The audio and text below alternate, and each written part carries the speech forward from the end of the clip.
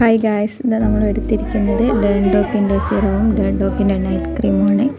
ഇത് ഞാൻ ഉപയോഗിച്ചിട്ട് എനിക്ക് രണ്ടും കുഴപ്പമില്ല. ഡേൺഡോക്കിൻ്റെ നൈറ്റ് ക്രീം അത്ര പോരാ, ഡേൺഡോക്കിൻ്റെ സിറം അടിപൊളിയാണ്.